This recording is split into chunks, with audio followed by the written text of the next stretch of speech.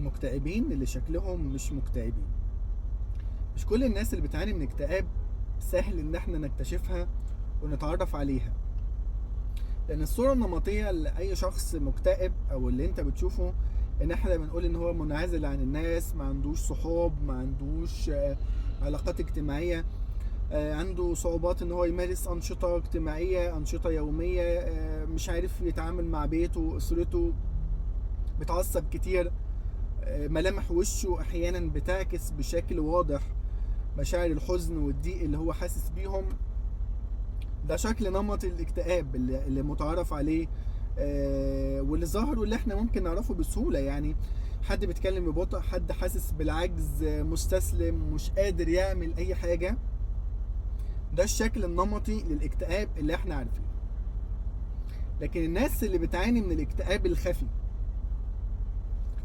الاكتئاب اللي هو مش باين عليهم اكتئاب، دول بيكونوا قادرين جدا ان هم يشتغلوا، وكمان بيقوموا بالوظائف بتاعتهم بكل سهولة والمسؤوليات المطلوبة منهم ببساطة، ويقدروا كمان يلبوا طلبات أولادهم وأزواجهم، وممكن يخرجوا مع أصحابهم، وممكن كمان يعيشوا علاقات عاطفية وينزلوا صورهم وهم مبتسمين على الفيسبوك وعلى الانستا وعلى مواقع التواصل الاجتماعي، لكن هم مكتئبين.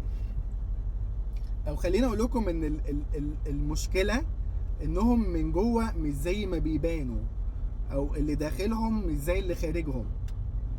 أعراضهم الداخلية وتعبهم النفسي محدش قادر يشوفها، فتلاقيهم من جوه هم بطلوا فعلا يستمتعوا بالأنشطة اللي هم بيعملوها.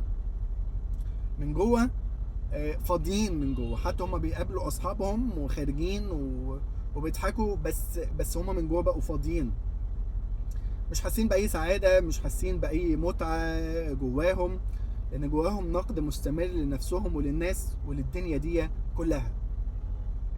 كل حاجة في حياتهم بقت متعبة، بقت صعبة، وده بيخليهم في حالة من الأرق ومن التعب النفسي ومن الضيق، وبيعتبروا نفسهم عبء على الناس، بيعتبروا نفسهم عبء على الحياة. تلاقي دايما بتدور في داخل إنسان اللي هو عنده يعني ضغط نفسي بس مش باين. يا ترى أنا مبسوط؟ أسئلة كتيرة ولخبطة كتير وحاجات كتيرة بقت صعبة جدا. حيرة ما بين أنا الشخص ده مناسب ليا مش مناسب، الكارير المجال اللي أنا بشتغل فيه كويس ولا مش كويس، مش حاسس إني مبسوط في شغلي، مش حاسس إن أنا مبسوط في جوازي، في علاقتي بشكل عام. ما بقاش عندي طاقة أو جهد، بالعكس كمان كل يوم بيخوضوا مشاعر نفسية وضغط نفسي بمشاعر مختلفة. حاسس ان هو شايل جبل جواه وشايل كتلة من الصخر الكبيرة على ظهره. بينفجروا بغضب جدا على حاجات بسيطة، وممكن يكون غضبهم مش متناسب مع السبب. كل ده ليه؟ لان هم شايلين، لان هم مضغوطين، ولان هم ما بقوش بيعبروا، حاسين بمدى الضغط النفسي بس مش بيعبروا. عشان كده لما انت بتعبر، لما انت بتنفعل، لما انت بتتكلم، او لما انت يكون مكتئب وباين عليك انك مكتئب، احسن بكتير من ان انت تكون مكتئب ومش باين عليك ان انت مكتئب. ممكن كمان تلاقي ان هم دايما بيهربوا، مقضين الحياة هروب وهروب وحاجات كتير، فده كله شكل من اشكال الاكتئاب المختفي. للاسف دول اكتر ناس بيبقوا لوحدهم، وبيحسوا ان هم مش مبسوطين بالحياة، وبيحسوا ان هم محتاجين للراحة والتقاط الانفاس. عايز اقول لهم عبروا عن اللي بيضايقكم، عايز اقول لهم عبروا عن مشاعر الحزن والغضب والضيق، وما تكبتوش جوه نفسكم، لان الكبت بيولد الانفجار وبيولد الضغط النفسي.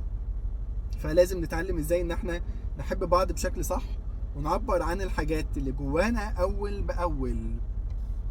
غير نشاطك، غير حياتك، انزل انشطه اجتماعيه، اعمل عكس دماغك، اخرج وتعرف على علاقات جديده وصاحب ناس جديده.